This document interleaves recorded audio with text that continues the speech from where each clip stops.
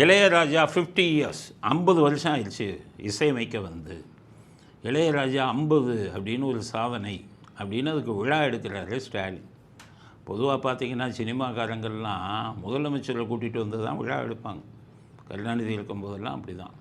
ஆனால் ஸ்டாலின் என்ன பண்ணுறாரு, இவரை கூப்பிட்றதுக்கு ஆள் இல்லை சினிமாவில். ஏன்னா ஒரு தடவை சினிமா அது நடத்தினாரு, சேர் பூரா காலி ஆயிடுச்சு, ஒருத்தனும் வரல.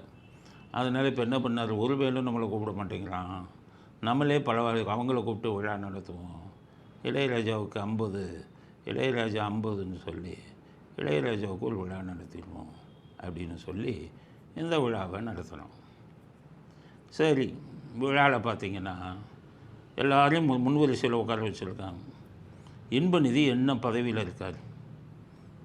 இன்பநிதியும் உதயநிதி மனைவி பக்கத்தில் இன்பநிதி பாவம் வைகோ பக்கத்தில் போய் உட்கார வச்சுட்டாங்க.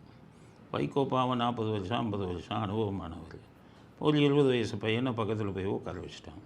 அவரும் கொஞ்சம் கூட கூச்சம் இல்லாமல் அவங்க பக்கத்தில் இருந்துட்டு அது பெருமையாக போஸ் கொடுக்குறாரு. இன்பநிதி பக்கத்தில் 20 வயது இன்பநிதி பக்கத்தில் 80 தாண்டிய வைகோ முதல் வரிசையில் அவர் கொஞ்சம் கூச்சம் இல்லாமல் உட்கார்ந்திருக்கிறார்.